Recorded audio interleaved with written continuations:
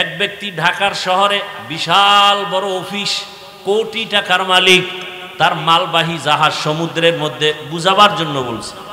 হঠাৎ করে খবর আসছে সমুদ্রের ভেতরে তোমার জাহাজ তুফানে ডুবে গেছে। ঢাকার অফিসের মালিক বৈশা বলে, আল্লাহর কসম আমার জাহাজ ডুবে নাই। বলে তুমি দেখছো? কয় না। টেলিফোন? কয় না। তো কেমনে বললা? কয় খবর ল। খবর নিয়ে দেখে সমুদ্রের ভেতরে মালবাহী অন্যের জাহাজ ডুবেছে, এই ব্যক্তিটা ডুবে নাই। দৌড়াইয়া গিয়ে কয়, ভাই ঠিকই আপনার জাহাজ ডুবে নাই, তবে জানতে চাই কসম খায়া বললেন কিভাবে? বলে রসুলের তাবিজ ব্যবহার করি। রসুলের স্পষ্ট কথা, যারা মালের সঠিকভাবে যাকাত দিবে তার মালকে আল্লাহ ফেরেশতা দিয়া হেফাজত করবেন। কাদের কুদরত দারি বরকামাল আন্তা রব্বি আন্তা হাসবি জুল জালাল তুহি কাদের জলিলুল্লাহ জাহাদার বহর হালে তুহি মেরা নিগাহদার। আর আয়াত আল্লাহ বলেন, হেদা কোরআন কেন আমি দিলাম? ওয়ানুনাজ্জিলু মিনাল কুরআনি মা হুয়া শিফাউ ওয়া রাহমাতুল লিল মুমিনিন। আমি কোরআন থেকে দিলাম ঔষধ। কি দিলাম? হেদায়েতের জন্য ঔষধ দিলাম। দুনিয়ার সব মানুষ রোগী, ঈমান হলো তার ঔষধ। কোরআন থেকে ঈমানের ঔষধ নাও। বলে ঈমান নিলাম, কালেমা পড়লাম, এরপরও কি রোগী? কয় হ্যাঁ। কেন? বলে তোমার ঈমান আছে, আমল নাই। মুসলমান দাবি করে, নামাজ নাই, রোজা নাই, পর্দা নাই, হালাল হারামের ভেদাভেদ নাই। এই লোকটাও রোগী, আমলের অভাব। আর একটা লোক ঈমান আনলো, আমল করে, তারপরেও রোগী। কেন? বলে আমল করে ঠিক, আমলের মধ্যে ইখলাস নাই, আল্লাহর জন্য করে না। মানুষকে দেখানোর জন্য বয়ান, মানুষকে দেখানোর জন্যই মসজিদ, মানুষকে দেখানোর জন্যই দান সদকা, মানুষকে দেখানোর জন্যই নামাজ পড়ি, মানুষকে দেখানোর জন্য ব্যবসা করি, মানুষকে দেখানোর জন্য আমি দুনিয়ার সব কাজ করতেছি। এগুলোকে এর নাম হলো রিয়া। রিয়া কবিরা গুনাহ। রিয়াকে দূর করার একমাত্র ব্যবস্থাই হলো ইখলাস। ওয়ামা উমিরু ইল্লা লিয়াবুদুল্লাহা মুখলিসিনা লাহুদ্দিন। আল্লাহ বলেন ইখলাস ওয়ালা আমল আমার কাছে বড় দামি, চাই সেটা ছোট হোক, আমি তাকে মাফ করে দেব ছোট আমলে। ঘটনা প্রায় সময় বলি, এক আল্লাহর বান্দি, নারী না পুরুষ? এক আল্লাহর বান্দি মহিলা, জীবনে এমন কোন গুনাহ নাই, করে নাই। গুনাহ করতে করতে এলাকার সব মানুষ তাকে ঘৃণার নজরে দেখে, ওই মহিলা বড় খারাপ, ওর নাম নিও না। সবার কাছে ঘৃণার পাত্রী হয়ে গেল। এমন একজন নারী রাস্তা দিয়া হাইটা যায়, হঠাৎ করে তাকায় দেখে রাস্তার পাশে একটা কুকুর পানির পিপাসায় কান্না করে। মহিলার অন্তরে মায়া লাগছে। জাহান্নামী নারী কুকুরের কান্না দেখে পাগল হয়ে গেল। কোথায় একটু পানি পাই? খুঁজিয়া খুঁজিয়া পানির একটা কূপ পাইল। পানির কূপ থেকে পানি উঠাবে, দেখে উঠাবার পাত্র নাই, পানি নিচে। হঠাৎ করে ছিল পায়ের মধ্যে চামড়ার মুজা, চামড়ার মুজা খুলিয়া মুজার মধ্যে পানি উঠাবে, কিন্তু দেখে মুজার নিচে পানি নাগালে পাওয়া যায় না। আল্লাহর বান্দি পেরেশান হয়ে গেল। আরে আমি তো এই কাজটা করে যাই, কুকুরকে একটু পানি পান করাই, জীবনে তো ভালো কাজ করতে পারি নাই। এইবার চিন্তা করলো, মুজা দিয়া যেহেতু পাই না, কি করা যায়? এবার মাথায় ছিল বড় একটা ওড়না। আল্লাহর বান্দি ওড়নাটা খুলিয়া এক মাথা মুজায় বেঁধে পানি উঠাইয়া এরপরে মাথায় বাকি অংশ পেঁচাইয়া চলে গেল কুকুরের কাছে, মুজার থেকে পানি পান করাইল। রহমতের নবী সাহাবায়ে কেরামদেরকে বলেন, ওই জাহান্নামী গুনাহগার বান্দি কুকুরকে পান করানো মাত্র একটা গাইবী আওয়াজ আসছে, অদৃশ্য আওয়াজ। কে যেন ডেকে বলে, রে বান্দি, তোর জীবনে যত গুনাহ করছো সব গুনাহ মাফ হয়ে গেছে। দেখেন, একটা কুকুরকে পানি পান করানো এটা কঠিন কোনো আমল না, এটা সামান্য, চোখেও বাজে না। কিন্তু ওই বান্দি জীবন ভর গুনাহ করছে, এতটুকু উপকার করার কারণে আল্লাহর কাছে পছন্দ হয়ে গেছে। গাইবী আওয়াজ আছে, নবী বলেন হাদিসে পাকে, সাথে সাথে গাইবী আওয়াজ, মহিলার নাম জান্নাতের খাতায় লেখা হয়ে গেছে। ভিন্ন দিকে আর একজন আল্লাহর বান্দি জীবন ভর শুধু নেক আমল, বেপরদায় চলে না, জীবন ভর নেক আমল, আজান হলে নামাজে দাঁড়ায়। ওই আল্লাহর বান্দি সন্তানটাকে কোরআন পড়ায়, দ্বীনের তালিম দেয়। আল্লাহর রসুল বলতেছেন, জীবনের শেষ ভাগ যখন আসলো, হঠাৎ তার ঘরে একটা বিড়াল ঢুকছিল। বিড়ালটা আসা মাত্রই ওই আল্লাহর পেয়ারা বান্দি বিড়ালটাকে খাঁচায় আটকায় দিছে। বিড়াল ছাড়েও না, অন্যের ঘরে গিয়া খাবে সেই সুযোগও নাই। ওই নারীটাও বিড়ালের খানা দেয় না, রাগ করিয়া বিড়ালটা না খাইয়া কিছুদিন খাঁচায় আটকানোর পরে হঠাৎ করে বিড়ালটা ক্ষুধার তৃষ্ণায় ধুকে ধুকে মরে গেল। রহমতের নবী বলেন, ও সাহাবায়ে কেরাম, এত বড় আমলওয়ালা নারীর উপরে হঠাৎ করে একটা গায়েবী আওয়াজ আসছে, ও আমলওয়ালা নারী, তোমার নামটা জাহান্নামের খাতায় লেখা হয়ে গেছে।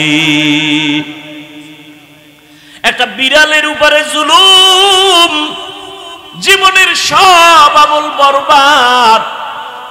কিন্তু আপনি আমি যদি মানুষের সাথে জুলুম করি, শিক্ষক ছাত্রের উপরে জুলুম, ছাত্রের পক্ষ থেকে শিক্ষকের উপরে জুলুম, মা বাবার পক্ষ থেকে সন্তানের উপরে জুলুম, সন্তানের পক্ষ থেকে মা বাবার উপরে জুলুম, আছে না নাই? খুব কঠিন কথা।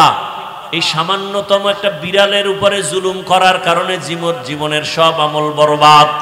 আপনি আমি কত জুলুম করি, বাবা হইয়া সন্তানের সাথে জুলুম করি, স্বামী হইয়া স্ত্রীর উপরে জুলুম, শিক্ষক হইয়া ছাত্রের উপরে জুলুম, এইভাবে জুলুম, মালিক হইয়া কর্মচারীর সাথে জুলুম।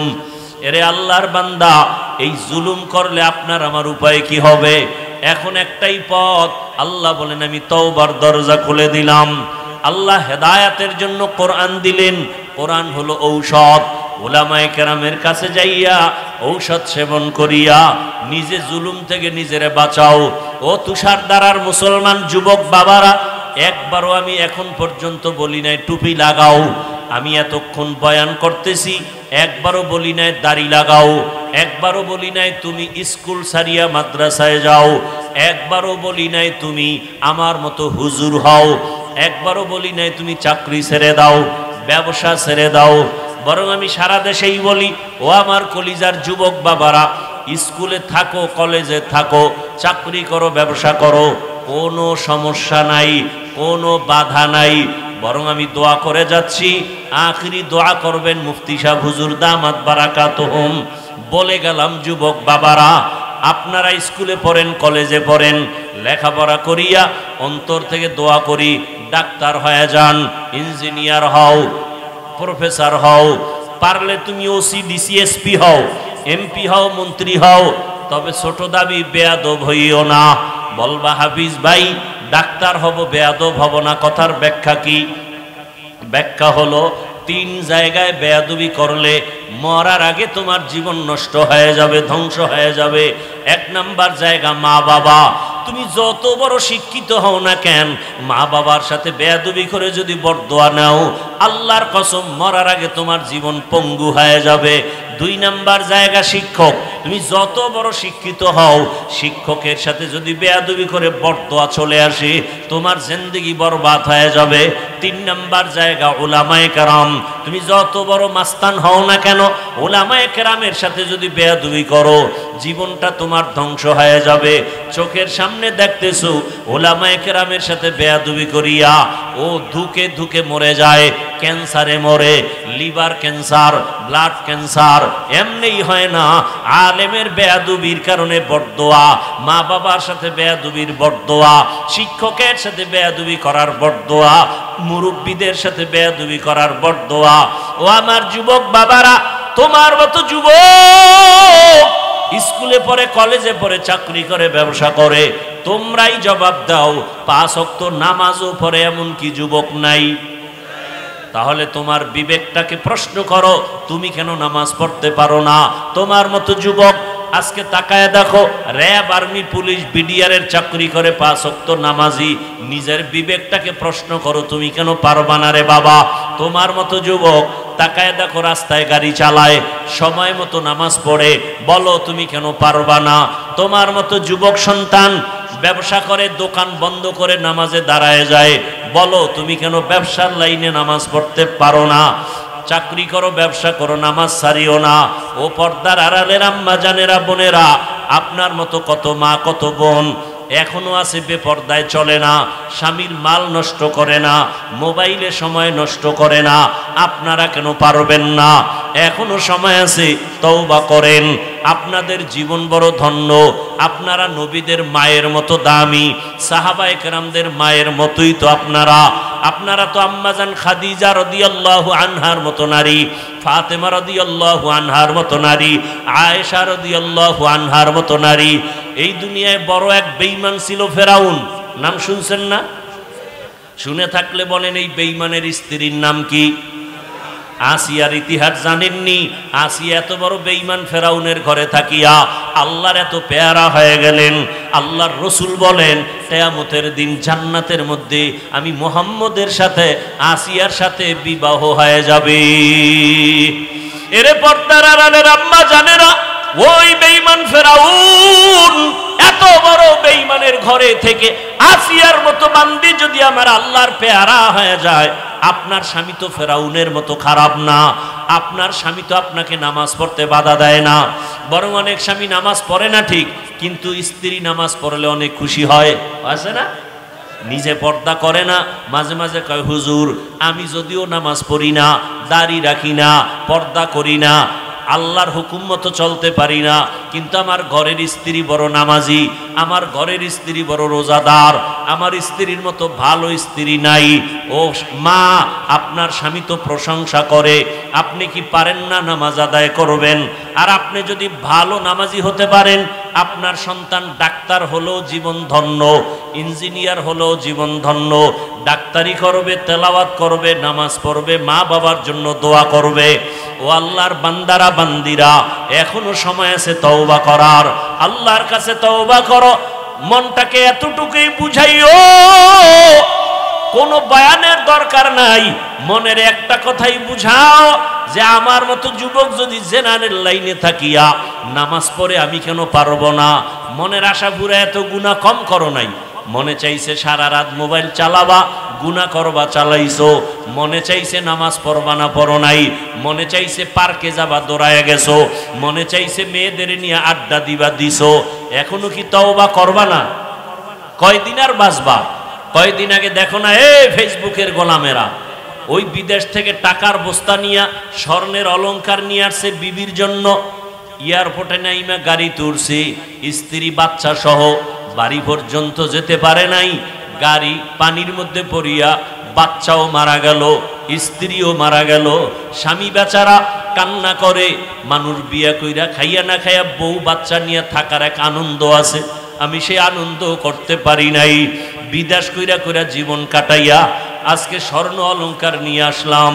আমার কপাল এত খারাপ, আমার হাতের উপর আবার বাচ্চাটা মরিয়া গেল, আমি ধরে রাখতে পারি নাই। আমার চোখের সামনে আমার স্ত্রী মরিয়া গেল, আমি আমার স্ত্রীকে ধরে রাখতে পারি নাই। দেখো নাই, কয়েকদিন আগে নোয়াখালীর জমিনে ওই বাড়িতে যাইতেছিল, যাইতে পারে নাই, লাশ লইয়া বাড়িতে যাওয়া লাগছে। ও বাবা, আজকে তুমি সুস্থ, আগামীকাল এই সময় হতে পারে অসুস্থ, হসপিটালে দৌড়ায় নিয়ে যাবে। অথবা ঘুমের থেকে উঠবা মরা, মা ডাক দিয়া বলবে বাবা ওঠ, হঠাৎ করে দেখবে পুরো বডি ঠান্ডা হয়ে গেছে, মায়ের অন্তরে বাড়ি লাগছে, একটা চিৎকার দিয়া বলবে তোরা কে কোথায় আছো, আয় আমার বাবায় দুনিয়ায় এখন আর জিন্দা নাই, তাড়াতাড়ি আয়। বাবায় দৌড়াবে ইমাম সাহেব আমার ছেলে মারা গেছে, জানাজা না দিয়া যাবেন না। কেউ দৌড়াবে কাফন কেনার জন্য, কেউ যাবে আবার কবর খনন করার জন্য। কালকে তুমি লাশ হয়ে যাবা। তোমার যে বন্ধুটা এত কাছের হঠাৎ করে মোবাইলের নাম্বার ডিলিট করে ফেলবে, বন্ধু নাই, নাম্বার রাখিয়াও লাভ নাই। অতএব শেষ চিন্তা করে দেখো, আল্লাহ ছাড়া কেউ আমাদের নাই। এরে আল্লাহর বান্দা, আমরা নবীর তরিকা মানিয়া চলার কারণে সম্মানও কমে নাই, আমাদের ইজ্জতও কমে নাই, না খাইয়াও মরি নাই। অতএব অন্তরকে এই কথাটাই বুঝাও যে আমার মতো যুবক যদি জেনারেল লাইনে থাকিয়া চাকরি করে, নামাজ পড়ে, ব্যবসা করে, নামাজ পড়ে, আমার মতো যুবক যদি ড্রাইভারি করে, নামাজ পড়ে, শ্রমিকের কাজ করে, নামাজ পড়ে, আমি কেন পারবো না? আল্লাহ এতদিন বুঝতে পারি নাই, আজকে থেকে বুঝেছি, তওবা করলাম, আর নামাজ ছাড়বো না, দাড়ি কাটবো না, বেপরদায় চলবো না, মা বাবার দোয়া নিয়া, শিক্ষকের দোয়া নিয়া, ওলামায়ে কেরামের পরামর্শ নিয়া নবীজির আদর্শ মেনে চলবো। তওবা করার মতো যদি নিয়ত থাকে, দুটো হাত আল্লাহকে দেখাইয়া দাও। আয় আল্লাহ, হাতগুলো কবুল করে নেন, তওবা কবুল করে নেন, তওবার উপরে মজবুত হইয়া চলার মতো তৌফিক দান করেন, আমিন। আল্লাহ সবাইকে কবুল করেন। মোনাজাত হলো ওয়াজের বরকত। মোনাজাত কি? এই টোটাল বয়ানের বরকত মোনাজাত। আমাদের হযরত মুফতি দেলাওয়ার হোসেন দামাত বারাকাতুহুম মুসাল্লাম বুজুর্গ আমাদের মাথার মুকুট, মুখতাসার আলোচনা করবেন, দোয়া করবেন।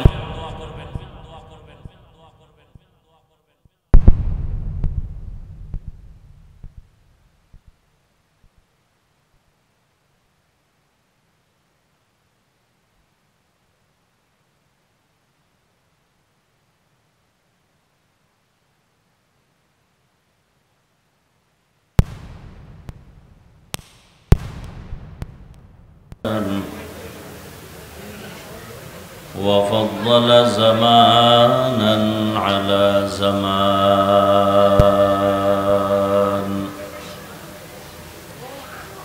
كما فضل مكانا على مكان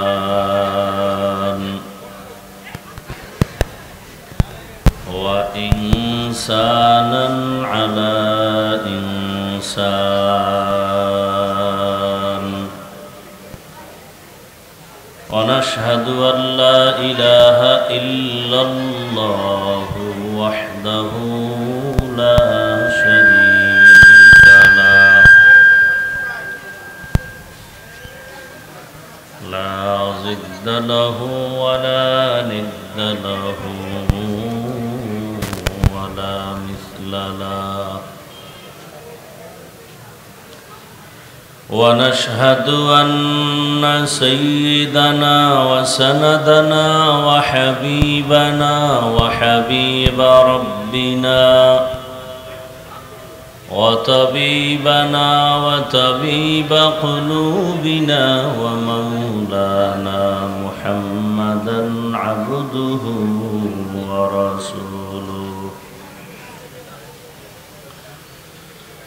اللهم صل على محمد النبي الأمي وعلى آله وسلم تسليما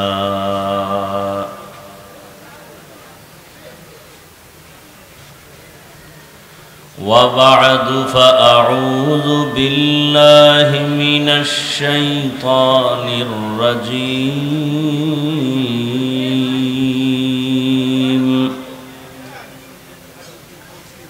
بسم الله الرحمن الرحيم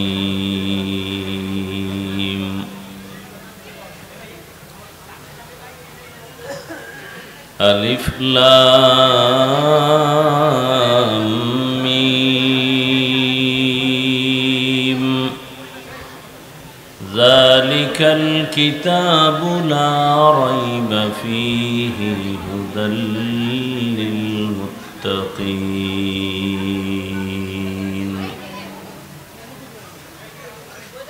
وقال رسول الله صلى الله عليه وآله وسلم: الدنيا خلقت لكم وأنكم خلقتم للآخرة.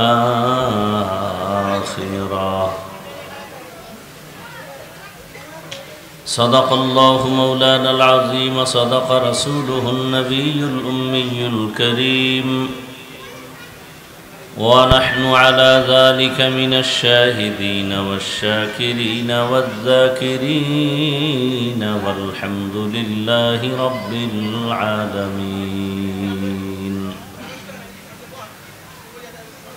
سبحانك لا علم لنا إلا ما علمتنا، إنك أنت العليم الحكيم. رب اشرح لي صدري ويسر لي أمري واحلل عقدة من لساني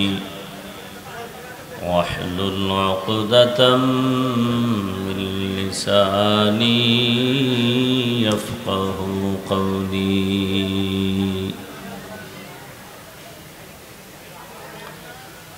نگاہ مومن سے تو بدل جاتی ہے تقدیر، نگاہ مومن سے تو بدل جاتی ہے تقدیر. یہ بندہ کی قوت نہیں قدرت کا اشارہ،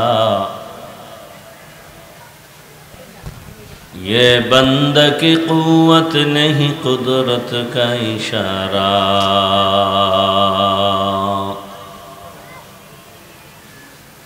اے مرد خرد ترک معاصی کی ضرورت، اے مرد خرد ترک معاصی کی ضرورت. اب صحبت صالح کی سوا کوئی نہیں چارہ، اب صحبت صالح کی سوا کوئی نہیں چارہ.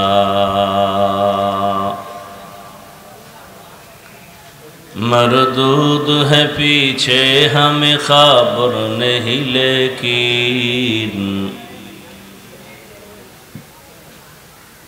مردود ہے پیچھے ہمیں خبر نہیں، لیکن ایک وقت میں ہلاک جو اعمال ہے سارا، ایک وقت میں ہلاک جو اعمال ہے سارا. لا الہ الا اللہ، لا الہ الا اللہ، لا الہ الا اللہ، لا الہ الا اللہ، لا الہ الا اللہ، لا الہ الا اللہ، لا الہ الا اللہ، لا الہ الا اللہ، لا الہ الا اللہ، لا الہ الا اللہ.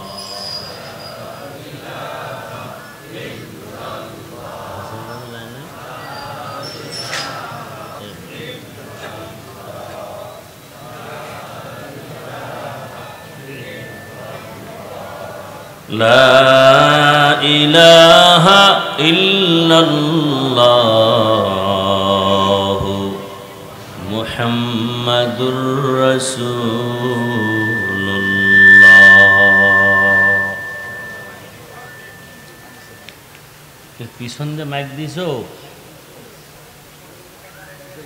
হ্যাঁ, নয়েজ আসে কেন? পিছনে মাইক দিছো?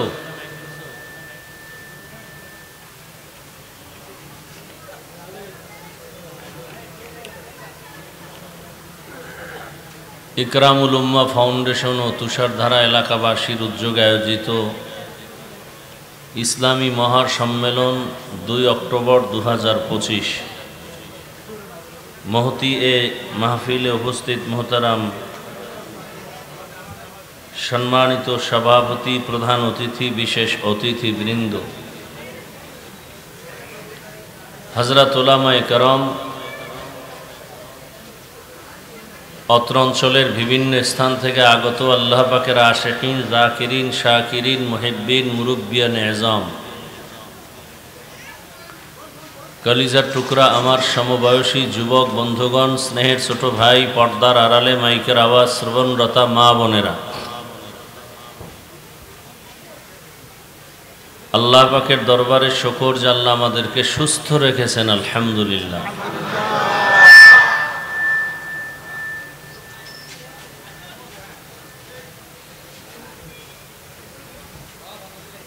জীবনের এক অমূল্য সম্পদের নাম সুস্থতা। আল্লাহ আমাদের সুস্থতাকে দায়েমান কবুল করেন। যে অসুস্থ সে বুঝে সুস্থতার মূল্য কত।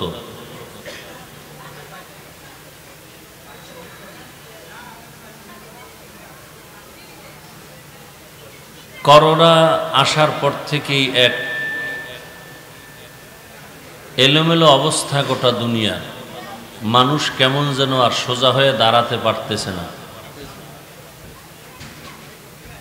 ডেঙ্গু এক রোগ, স্বাভাবিক জ্বরটাকেই মারাত্মক রূপ ধারণ করায় দুনিয়ার থেকে মানুষ চলে যায়।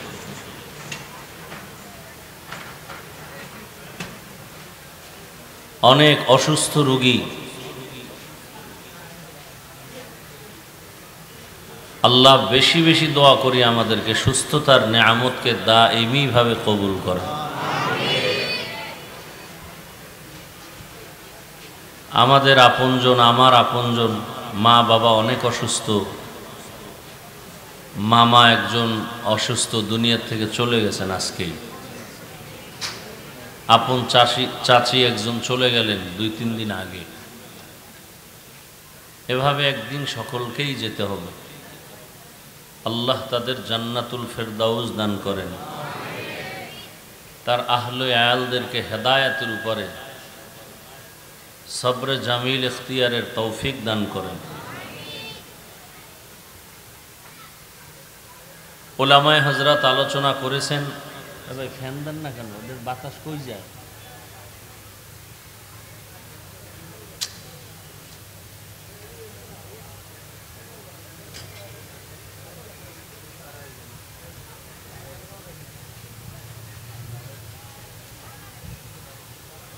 আল্লাহ, যাদের আয়োজনে মাহফিল আল্লাহ সবাইকে কবুল করেন, এলাকাবাসীকে আল্লাহ কবুল করেন। উলামায়ে কেরাম আলোচনা করেছেন, ইনশাআল্লাহ আমার পরেও বাংলাদেশের হাজারো লাখো আলেমের উস্তাদ, মুফতি মুহাদ্দিস সাহেবদের উস্তাদ, ওস্তাজুল আসাতিজা এবং হাতে গোনা বাংলাদেশের উল্লেখযোগ্য উলামায়ে কেরামদের একজন, আমাদের মাথার মুকুট হযরতুল আল্লাহ মুফতি দিলাওয়ার হোসেন দামাত বারাকাতুহুম দোয়া পরিচালনা করবেন। আল্লাহ সবাইকে শেষ দোয়া করে যাওয়ার তৌফিক দান করেন।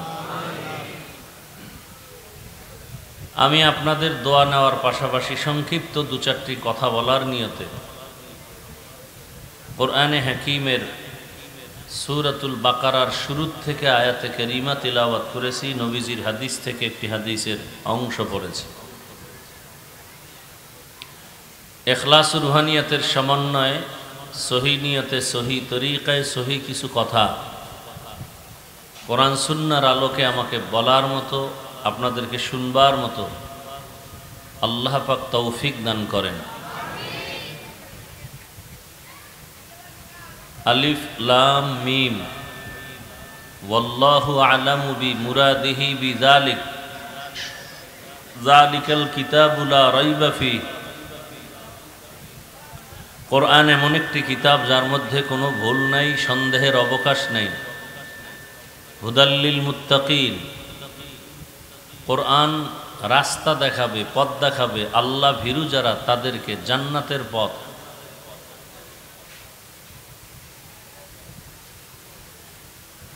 নবীজি বলেন ইত্তাকিল মাহারিম তাকুন আবাদান নাস।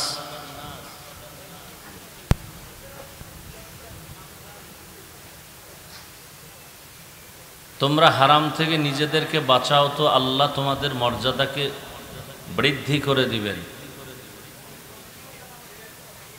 অন্য একটি হাদিস আমি পড়েছি, আল্লাহ রসুল বলেন আর দুনিয়া খুলিকাত লাকুম ওয়া আন্নাকুম খুলিকতুম লিল আখিরাহ। দুনিয়াটা তোমার আমার গোলামির জন্য আল্লাহ সৃষ্টি করেছেন, আর আমাদেরকে আল্লাহর ইবাদতের জন্য সৃষ্টি করেছেন।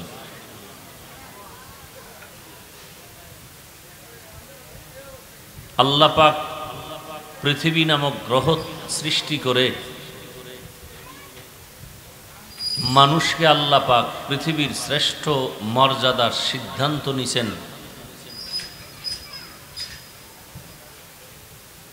সৃষ্টির শ্রেষ্ঠ মর্যাদা মানুষকে দিয়া আল্লাহ সাথে সাথে দুনিয়াতে আমাদেরকে পাঠান নাই। এই পৃথিবীতে আল্লাহ ভিন্ন মখলুক পাঠিয়েছেন, জিন, ফেরেশতা। জিনের আগেও এক ধরনের মখলুক ছিল, এদের নামও তাফসীরের কিতাবে উল্লেখ আছে, আল হিন আল বিন। মানুষ আল্লাহ সবার শেষে পাঠিয়েছেন। আগে দুনিয়া সাজাইছেন যে মানুষ সৃষ্টির শ্রেষ্ঠ এরা দুনিয়াতে আসবে, এদের প্রয়োজনগুলো আগে আল্লাহ পাক ব্যবস্থা করেছেন। পানির প্রয়োজন, আগে পানির ব্যবস্থা করেছেন। মানুষের রাতের ঘুমের প্রয়োজন, রাতের সৃষ্টি আগে করেছেন। জমিনের সৃষ্টি আগে করেছেন। বাতাসের প্রয়োজন আগে সৃষ্টি করেছেন। আলোর প্রয়োজন, সূর্য দিয়ে আলোর ব্যবস্থা করেছেন। অর্থাৎ মানুষ মেহমান হয়ে আসবে অল্প সময়ের জন্য, আবার সময় মতো চলে যাবে তার আসল বাড়ি। অতএব এই মানুষ দুনিয়াতে আসার পরে তার মেহমানদারিতে কোনো সমস্যা যেন না হয়, সেই ব্যবস্থা আল্লাহ সব করেছেন। এরপরে আল্লাহ আমাদেরকে পাঠিয়েছেন। অতএব এই দুনিয়া আমাদের থাকার জায়গাই না। হাদিসে পাকে নবী বলেন কুনফিদ দুনিয়া কাআন্নাকা গরীবুন আও আবিরু সাবিল। দুনিয়াতে তোমরা মুসাফিরের মতো বসবাস করো, চলাফেরা করো।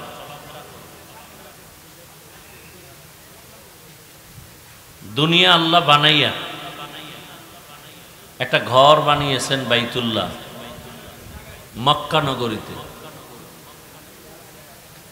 এই ঘরটা যে আল্লাহ বানিয়েছেন বড় দামি ঘর, যে ঘরের দিকে মানুষ তাকাইলেই সওয়াব। যেই ঘরের সীমানায় বসে একবার আল্লাহ বললে 1,00,000 বার আল্লাহ বলার সওয়াব। ওই দামি ঘরের নাম কি? কথা বলেন না কেন আপনারা? অজে আসলে খুব দাম বেড়ে যায় না, যে সুবহানাল্লাহ বলবেন, আপনি বংশীয় সন্তান, এখানে বসে সুবহানাল্লাহ বলে চিৎকার দিলে সম্মান থাকে। বাইতুল্লাহ এমন একটা ঘর যেদিকে তাকাইলেই কি সওয়াব। যে ঘরের শফাত আল্লাহ কোরআনে করেছেন, ইবাদতের ঘর না বসবাসের ঘর? ইন্না আউওয়ালা বাইতি মুযিআ লিন-নাসি লাল্লাযী বিবাক্কাতা মুবারাকান ওয়া হুদা মুবারাকান ওয়া হুদাল লিল আলামিন। দামি ঘর, হেদায়েতের ঘর, ইবাদতের ঘর। এমন সুন্দর ইবাদতের ঘর, বসবাসের ঘর আল্লাহ বানান নাই কেন? মানুষ দুনিয়াতে আল্লাহ বানাবেন বা পাঠাবেন ইবাদতের জন্য। তো দুনিয়া মানুষ করবে ইবাদত, আর এদের বসবাসের জন্য আল্লাহ বানায় রাখছেন স্থায়ী শান্তির ঠিকানা জান্নাত। কি বানায় রাখছেন? জান্নাত। জান্নাতে আমরা যেতে যদি চাই তাহলে দুনিয়ার থেকেই জান্নাতের টিকিট ওকে করে নিতে হবে। ঘরের মধ্যে গিয়া যদি দুপুরবেলা ইলিশ মাছ দিয়ে খানা চান তাহলে 9টা-10টার মধ্যে বাজারে গিয়া ইলিশ কিনে ঘরওয়ালিকে পৌঁছায় দিতে হবে। বাজারে গিয়া যা কিনবেন খানার বেলায় দুপুরে তাই আপনি সামনে পাবেন। দুনিয়াতে যা আমল করবেন কবর হাসরে তাই পাবেন।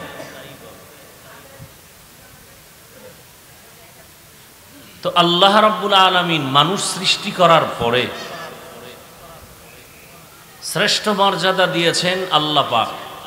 মানুষের মতো শ্রেষ্ঠ মর্যাদার কোনো প্রাণী আল্লাহ আলাদা বানান নাই।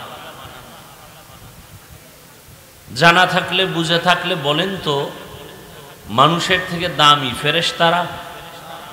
বলেন, কথা বলেন। জিনেরা? তাহলে নূরের সৃষ্টি ফেরেশতাও শ্রেষ্ঠ না? আগুনের সৃষ্টি জিনেরাও? কারা শ্রেষ্ঠ? সিদ্ধান্ত কার? জোরে বলেন। স্থায়ী না অস্থায়ী? স্থায়ী। জানা থাকলে বলেন তো, আল্লাহ পাকের এই স্থায়ী সিদ্ধান্তটার বিরোধিতা করছিল কে? শয়তান বিরোধিতা করছিল। ইবলিস শ্রেষ্ঠত্ব, মানুষ এটা মানে নাই। আল্লাহর সামনে তাহলে মানুষ সৃষ্টির শ্রেষ্ঠ, নূরের সৃষ্টি শ্রেষ্ঠ না, মাটির সৃষ্টি শ্রেষ্ঠ। এটা আল্লাহর স্থায়ী সিদ্ধান্ত। শুধু বিরোধিতা করেছে ইবলিস। মাটির সৃষ্টি ফেরেশতা বা নূরের সৃষ্টি আগুনের সৃষ্টি থেকে শ্রেষ্ঠ এ কথাটা মানে না। বর্তমানেও দুনিয়াতে কিছু মানুষ আছে না নাই? জানি না, এদের সামনে অনেক যুক্তি। ইবলিসও যে আদমকে সৃষ্টির শ্রেষ্ঠ মানে নাই, তারও কি ছিল? যুক্তি ছিল। যুক্তির নাম ইসলাম না, মালিকের কথা বিনা শর্তে মেনে নেওয়ার নাম ইসলাম। যুক্তি দিতে গিয়া তাসলিমা নাসরিন কপালে এমন জুতার বাড়ি লাগছে যে ওর লাশ হয়ে জমিনে আর আসবে কিনা সন্দেহ। যুক্তি, এর দিয়ে ইসলাম মাপকাঠি করা যায় না। আল্লাহ পাক এই মানুষের শ্রেষ্ঠত্ব ধরে রাখার জন্য, এই বক্সের ভলিউম দাও, রিভাব দাও, বক্সের ভলিউম রিভাব দাও। মানুষের এই সৃষ্টির শ্রেষ্ঠত্ব ধরে রাখার জন্য আল্লাহ সিস্টেম দিছেন দুইটা। কয়টা বলেন?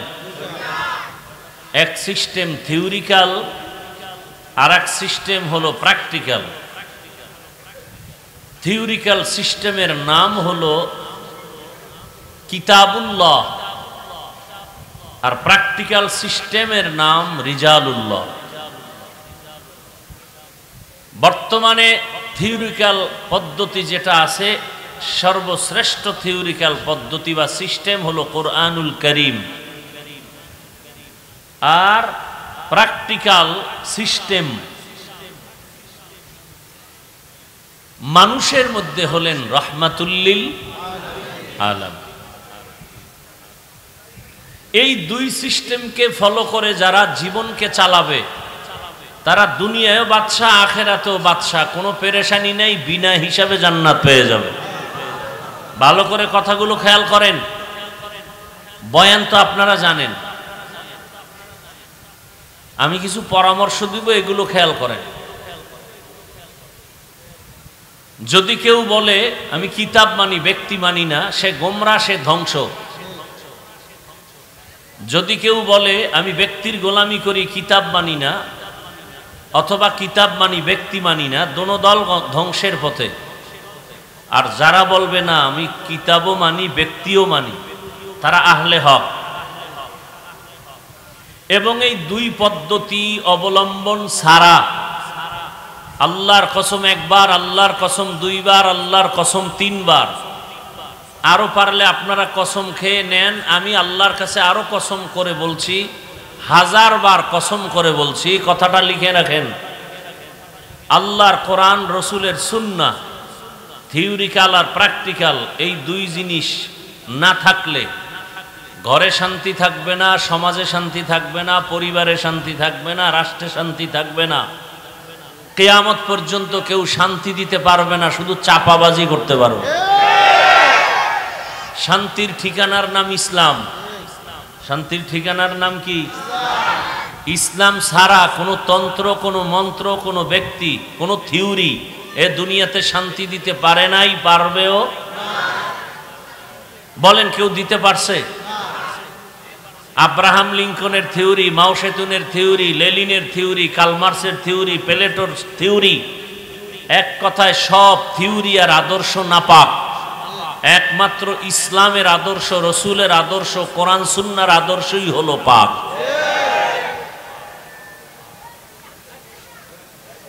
এ কথা অনেকে বুঝে কিন্তু মানে না। কারা মানে না?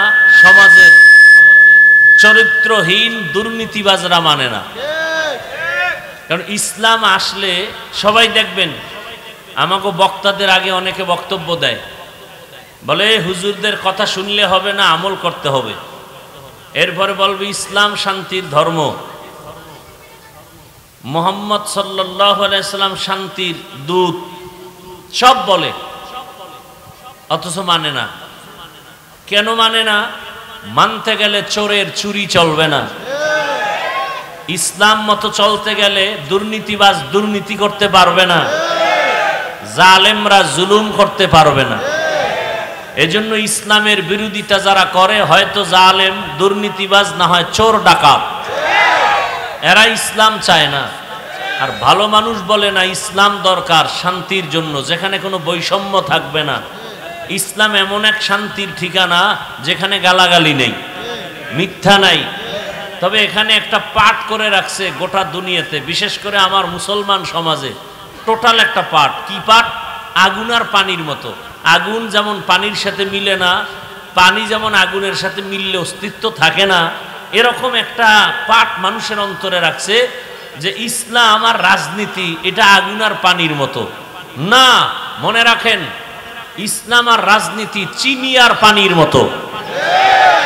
চিনি আর পানির মতো। পানি চিনি একসাথ হলে যেমন কোনো ভেদাভেদ করা যায় না, ঠিক রাজনীতি ইসলাম আসলে এটাই রাজনীতি। ইসলাম বাদ দিয়ে রাজনীতি থাকে না, দুর্নীতি হয়, পেটনীতি হয়। পবিত্র রাজনীতির নাম ইসলাম, আর সব রাজনীতি নাপাক। সব রাজনীতি, একমাত্র পবিত্র রাজনীতি ইসলামের মধ্যে আছে, আর কোথাও নেই। ইসলাম রাজনীতির মধ্যে, ইসলাম যতদিন না আসবে ততদিন রাজনীতি পরিচ্ছন্ন হবে না, রাজনীতি পবিত্র হবে না। এখন এটাকে আপনাকে আলাদা করে রাখছে। আচ্ছা আমাকে বলেন তো, আপনারা গোটা দুনিয়াটা সুলাইমান নবী শাসন করেছিলেন, জানা আছে কারো? সত্য কথা বলেন, এই ঘটনা কোথায় আছে? কোরআনে আছে না নাই? গোটা দুনিয়া শাসন করেছেন বাদশাহ জুলকারনাইন, কথা কি কোরআনে আছে? মদিনার রসুল মদিনার রাষ্ট্র চালাইছেন, কথা কি ইসলামে আছে?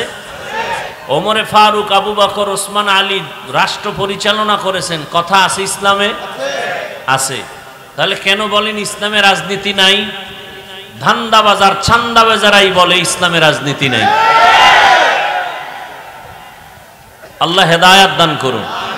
আপনি রাজনীতি করেন না সেটা ভিন্ন কথা, আপনার সাথে কোনো গালাগালি নেই। এই যে এখানে বহু মানুষ টুপি নাই, দাড়ি নাই, কাউকে গালি দেওয়া যাবে না। কিন্তু যদি আপনি টুপির বিরোধিতা করেন, তখন আর সালাম না, তখন আপনার সাথে মোলাকাত হবে বেতের বাড়ি দিয়া। আপনি দাড়ি রাখেন না, আপনার সাথে কোনো দ্বন্দ্ব নাই, আমি সালাম দিব। কিন্তু যদি বিরোধিতা করেন, তখন আর আপনাকে ছাড় দেওয়া যাবে না। আপনি ইসলামের রাজনীতি করেন না, সেটা আপনার বিভিন্ন সমস্যা, ভিন্ন কথা। কিন্তু বিরোধিতা করলে আপনাকে আর ছাড় দেওয়ার কোনো সুযোগ নেই। নামাজ না পড়া আর বিরোধিতা করা কি এক নি? পড়বে, ঝামেলার কারণে পড়তে পারে না। আর একজন সময় আছে পড়ে না কেন, কারণ নামাজের দরকার নাই, নামাজ পছন্দই করে না। তাহলে যে নামাজ পড়ে না মনে মনে আশা আছে পড়বে, সে মুমিন। আর যে নামাজের দরকার নাই বলে সে মুসলমানের ব্যানার লাগাইলো তাজা বেঈমান। যে দাড়ি রাখে না সে মুমিন, যে দাড়ি পছন্দ করে না সে বেঈমান, যে পর্দা করে না সে মুমিন, যে পর্দা পছন্দ করে না বিরোধিতা করে বেঈমান। ইসলামের রাজনীতি করে না সে মুমিন, কিন্তু ইসলামের রাজনীতির বিরোধিতা করে সে বেঈমান। এই কথাগুলো কোনো ইমাম সাহেব আগামীকাল জুমার মসজিদে বয়ান করবেন, কমিটি বলবে 1 মাসের জন্য বাড়িতে রেস্ট নিতে যান। কথা বলেন না কেন? কারণ শিয়ালের হাতে মুরগি আমানত দিলে যা হয়, সুদখোর ঘুষখোর বেনামাজির হাতে মাদ্রাসা মসজিদের চাবি দিলে, দায়িত্ব দিলে তাই হয়। সুদখোর বেনামাজি, ওর অধিকার নাই মসজিদে কোনো দায়িত্ব নেওয়ার। দিছে কে? জিব্রাইল। কারা দিছে? আপনারাই দিছেন। এই জন্য জুতার বাড়ি তো আপনারাই খাবেন। কপালে ডেকে আনছেন মুসিবত, আর করার কি? এখনো হুঁশ হয় নাই। পায়খানা খাইতে খাইতে চিন্তা করে আরেকটু দরকার। এবার মনে হয় পায়খানার সাথে বগুড়ার দধি মিশ্রিত হবে, তাহলে একটু এটার ফ্লেভারটা আলাদা আসবে না। নাপাক নাপাকি কোনো ফ্লেভারে কাজ হবে না। পাক ইসলাম। পাক কি? যে বিড়িটানে এর সাথে দাঁড়াইলে সুগন্ধ না দুর্গন্ধ? এর ডবল যদি গাঞ্জা খায়, এর উপরে মদের বোতল, যেটা নামাজ পড়ে না, প্রস্রাব করে পানি লয় না, এরকম আছে না? মদের বোতল নিয়ে দৌড়ায়। এরা, এদের বডি না পাক, অন্তর না পাক, দেমাগ না পাক, চোখ না পাক, এদের দ্বারা সমাজ পাক হতে পারে না। আমার কথার কাউন্টার দেওয়ার মতো কারো সাহস থাকলে দাঁড়াও। যার দেমাগ না পাক, মেজাজ না পাক, খাবার না পাক, বডি না পাক, পোশাক না পাক, প্রস্রাব করে পানি লয় না, ওর পোশাক না পাক, এই নাপাক মানুষ সমাজের দায়িত্ব নিলে সমাজও নাপাক হয়ে যাবে।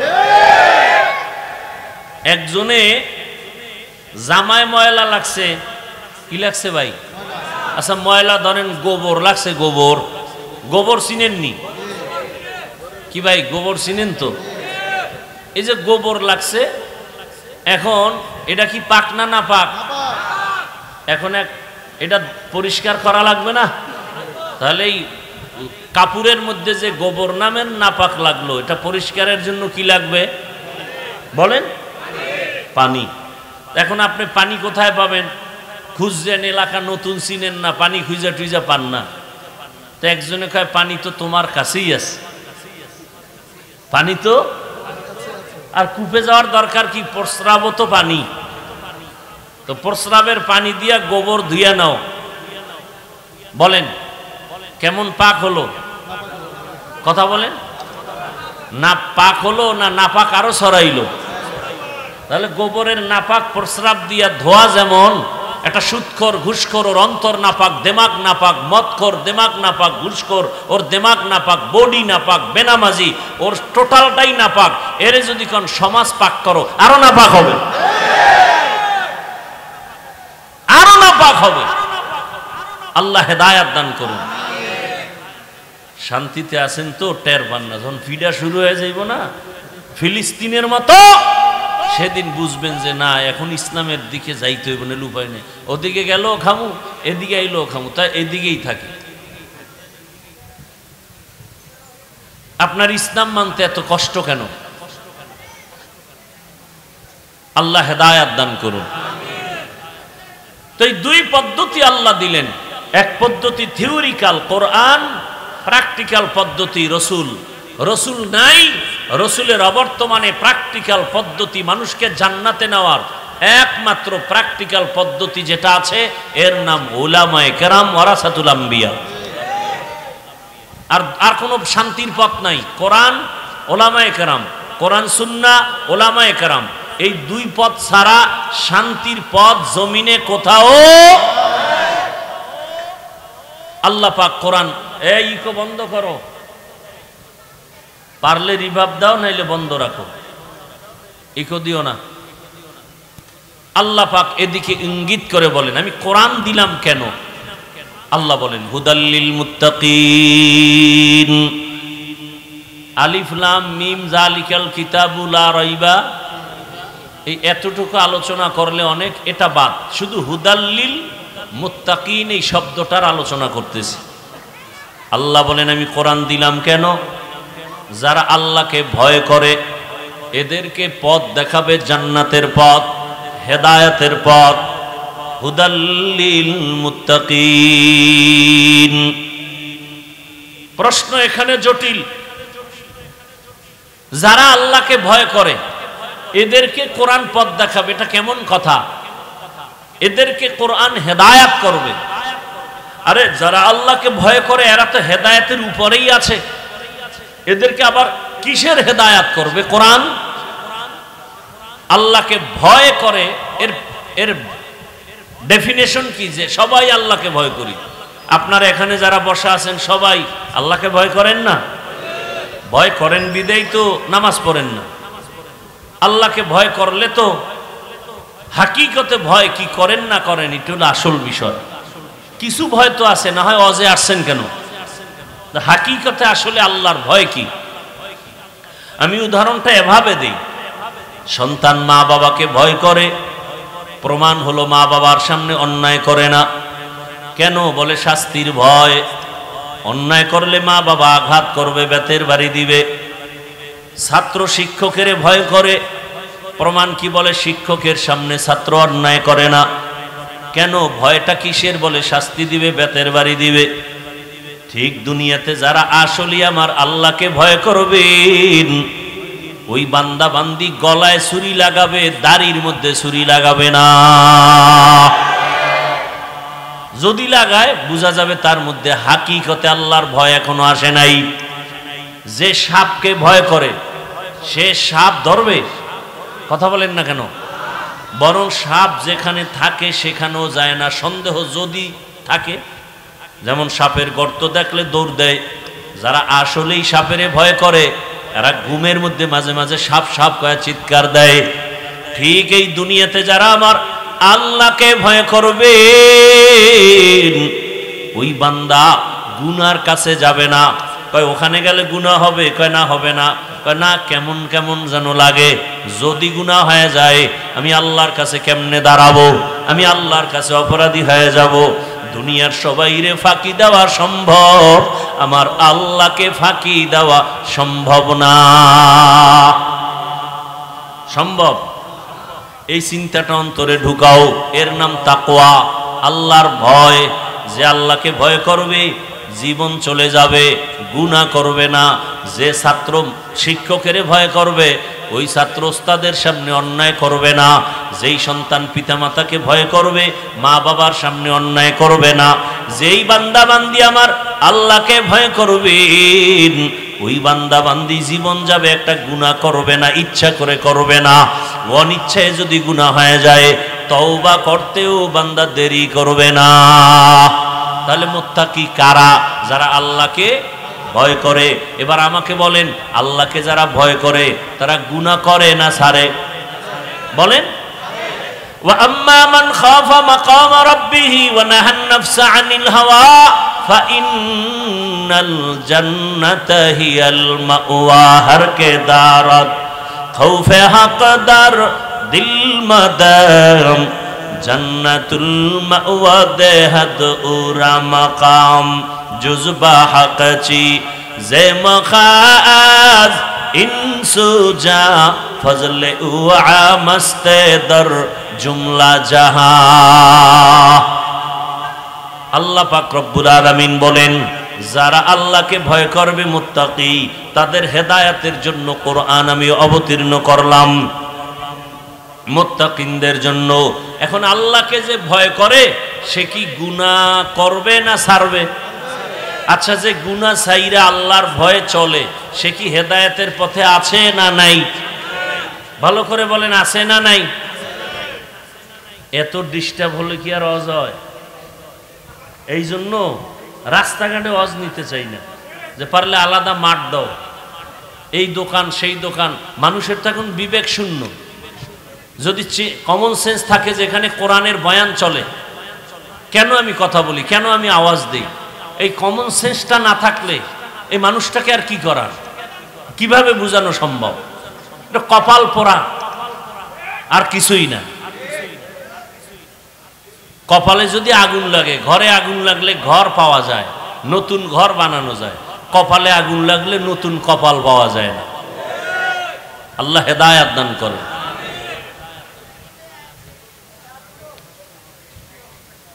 এক মহা মুসিবত।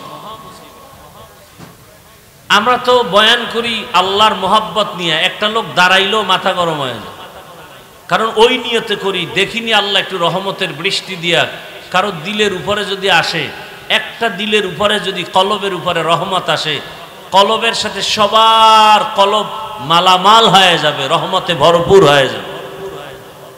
আমরা তো এই নিয়তে বয়ান করি, হাতে পায়ে ধরে বয়ান করি, বিনয়ী হয়ে বয়ান করি।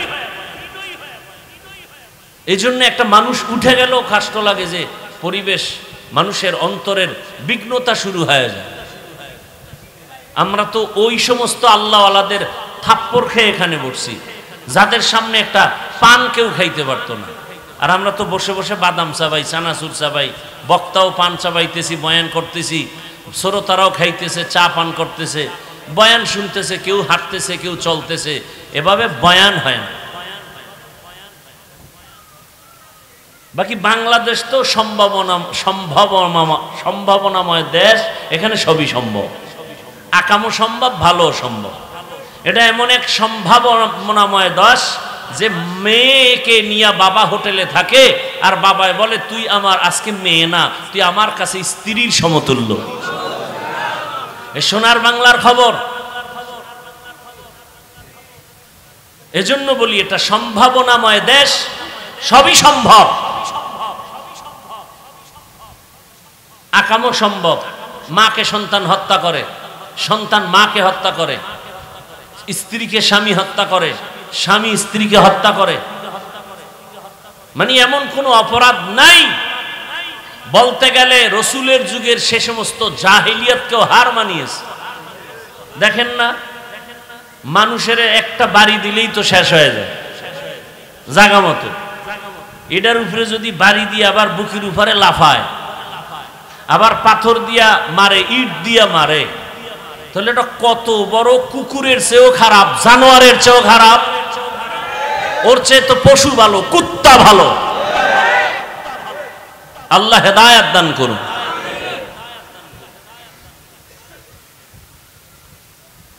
বড় আজীব।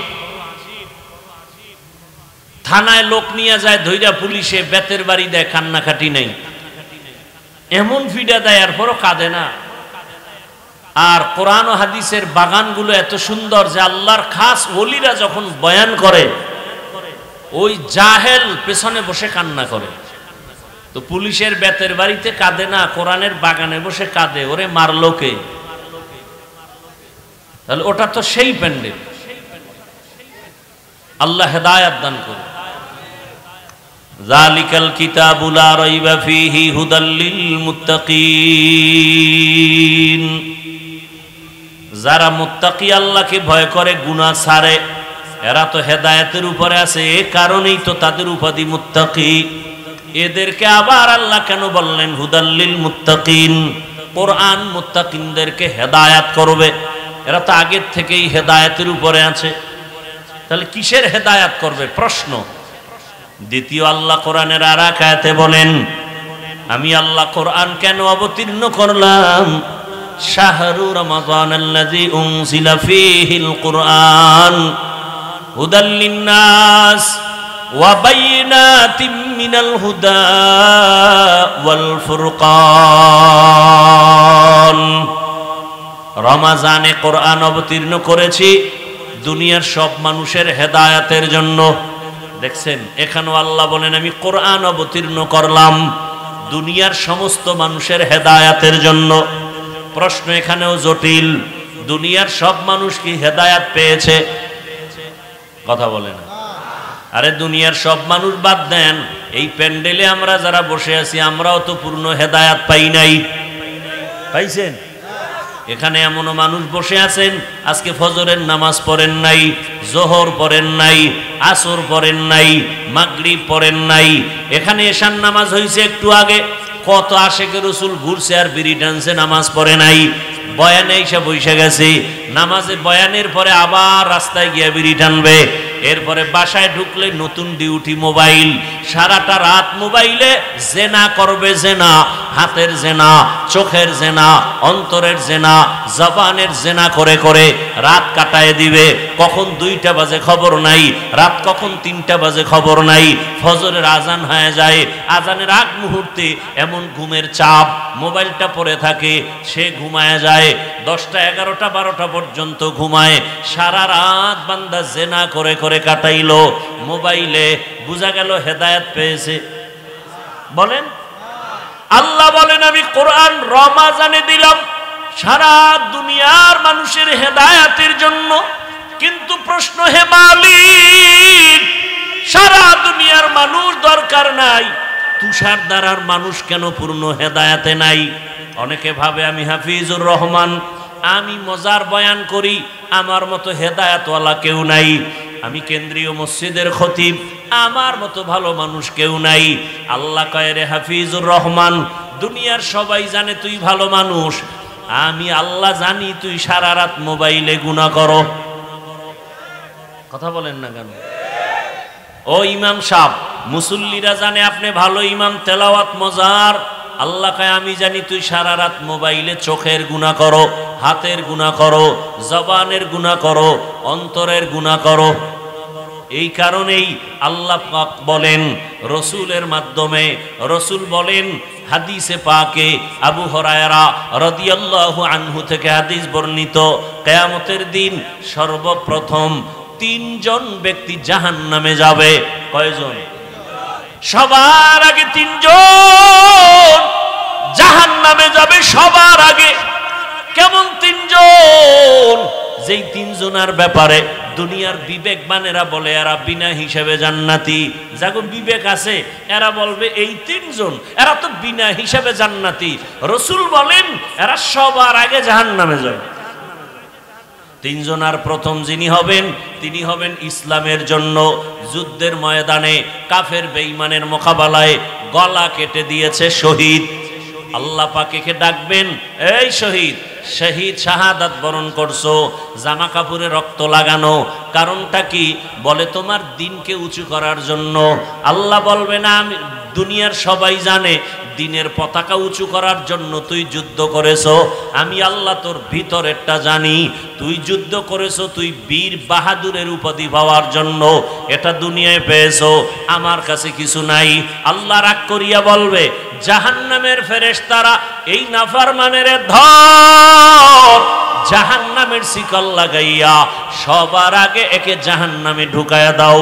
2 নম্বরে ডাকবে আমার মতো মাওলানা, সহিহ হাদিস আবু হুরায়রা থেকে বর্ণিত, আলেমকে ডাইকা বলবে, এই মাওলানা, তুই যে এলেম শিখছো, আলেম হয়েছো, কেন এলেম দিয়া কি করছো?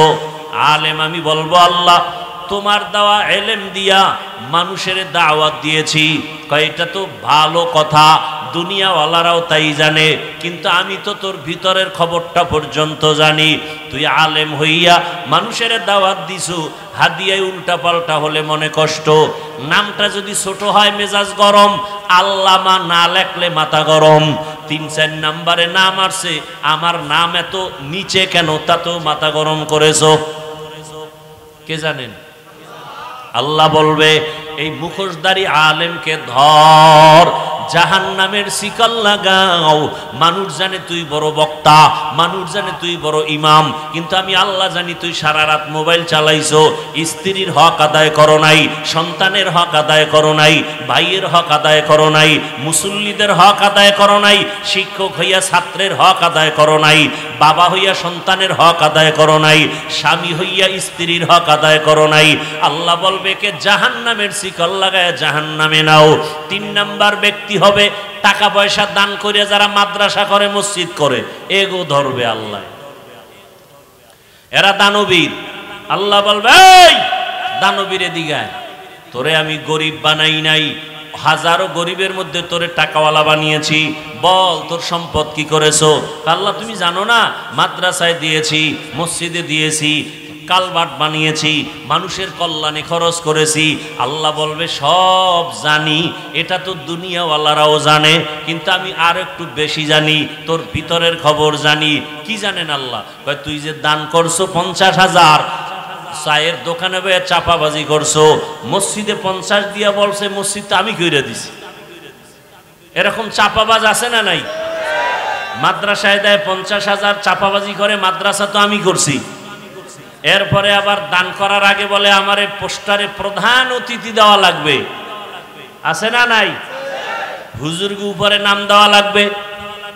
এই দান করছে মানুষ, মারহাবা না বললে মেজাজ গরম। নাম লেখছে ঠিকই, আলহাজ লেখে নাই, মাথা গরম হয়ে গেছে। কেমন হাজি? আলহাজ না লেখলে মাথা গরম। আল্লাহ বলবে আমি জানি তুই বড় ধোঁকাবাজ। মাদ্রাসায় দান করছো ঠিকই, মসজিদে দান করছো ঠিকই, কিন্তু হুজুরদের সাথে গোলামের মতো আচরণ করেছো। একক তো ইমাম সাহেব নামাজে না থাকলে কি পরিমাণ বেয়াদবিমূলক আচরণ করেছো আমি আল্লাহ জানি। আমি আল্লাহ পাক রব্বুল আলামিন তোর ভেতরের খবর পর্যন্ত জানি। তুই যে টাকা পয়সা দান করছো ঠিক, একদিকে মসজিদ মাদ্রাসায় দিছো, অন্য দিক থেকে সুদের টাকা নিছো, ঘুষের টাকা নিছো, কি নাই এরকম? গোপনে খায় ঘুষ সুদ, আর প্রকাশ্যে করে দান। তুমি প্রকাশ্যে সুদ ঘুষ খাও, প্রকাশ্যে দান করো, আর গোপনে যদি খাও গোপনে দান করো। দেখেন না কিছু মানুষ যারা ভালো, এরা কি করে? 20,000 টাকাই মাদ্রাসায় দিলাম, ফাউন্ডেশনে দিলাম, মসজিদে দিলাম, মাইকে যেন নাম বলা না হয়, এরকম নাই? আবার কিছু মূর্খ পণ্ডিত আছে, এরা 5,000 2,000 দিয়া কয় মাইকে নাম বলতে বলিও, নাম যদি না বলে বলে টাকা ফিরায় দাও, আছে না? দেখবেন জুমার মসজিদে কিছু মানুষ থাকে অতি চালাক। আমি বলি অতি চালাকের আর এক নাম বেয়াদব। এরা দান করে না, এরা বয়ে বয়ে গুট গুট করে সমালোচনা করে। 5 ওয়াক্ত নামাজি কখনো বলে না ইমাম সাহেব বয়ান সাইরা তাড়াতাড়ি নামাজে দাঁড়ান। সাপ্তাহিক মুসল্লির চান্দি গরম, ও আইসে সবার শেষে, ইমাম সাহেব বয়ানটা বুঝাইতে গিয়া 5 মিনিট বেশি হয়ে গেছে, পুরো মসজিদ গরম বানায় ফেলছে। ইমাম সাহেব আপনারা যদি এরম করেন আমরা করবো কি? তো ইমাম সাহেব যদি বলে তুই গু খা, তুই পায়খানা খা, বদমাস বেয়াদব। ইমামকে চার্জ যারা করে, ইমামকে সবার সামনে যারা ফোর্স করে, এদের মতো বেয়াদব এই জমিনে কেউ নাই। ইমামের উপরে কি জুলুম চলে তা জানেন আপনি? ওই ঠান্ডা মাথার খুনি কয় না, ঠান্ডা মাথার খুনি। সিনেমা হলের পোস্টার লেখছে শান্ত কেন মাস্তান। সিনেমা হলে ছবি দেখাবে, ছাত্র জীবনে দেখছি রাস্তায় পোস্টার লাগানো বরগুনা, শান্ত কেন মাস্তান। সরকারি ডিউটি করে, বেসরকারি ডিউটি যারা করেন, প্রতিদিনের ডিউটি কয় ঘন্টা? মনে হয় আসমান থেকে কিছু পড়ছে না? আপনারা সরকারি বেসরকারি যারা চাকরি করেন, ডিউটি কয় ঘন্টা? বেতন কত মাসে? নিম্নে নিম্নে বেতন কত? কোনো হুঁশ নেই। যারা সরকারি চাকরি করেন, বেসরকারি চাকরি করেন, মাসে বেতন কত নিম্নে? কারো ধারণা নাই? হ্যাঁ, এই যে পাগল, যেটি না পারো তুমি বক বক করো কেন? যারা বুঝে না চুপ থাকেন। কমপক্ষে 20,000, কমপক্ষে কত? এই 20,000 টাকায় চাকরি করে কেন? কার টেবিলের নিচে বহু মুক্তা পাওয়া যায়, টেবিলের নিচে বহু মুক্তা পাওয়া যায়। আল্লাহ বিবেক দিছে, বিবেকের সাথে বেঈমানি করবেন না। আমাকে বলেন তো, সরকারি ডিউটি করে 8 ঘন্টা, মাসে বেতন নিম্নে 20, টেবিলের নিচে আরো অনেক কিছু পাওয়া যায়। আপনারাই বলেন আপনাদের অঞ্চলের মসজিদের ইমাম সাহেবের ডিউটি কত ঘন্টা? কি বলেন না কেন? বেতন কত? আপনার বিবেক দিয়ে বলেন তো, পৃথিবীতে এর থেকে আর জুলুম কি থাকতে পারে? হাসবেন না, আমি হাসির কথা বলি নাই। হাসেন কেন?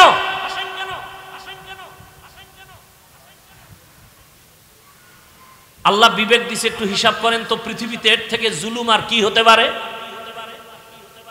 কিন্তু কোনোদিন কোন ইমাম কি প্রতিবাদ করেছে? জুমায় বলছে বেতনের স্কেল বাড়ানো হয়, আসর থেকে সূরা উল্টার দিকে যাবে।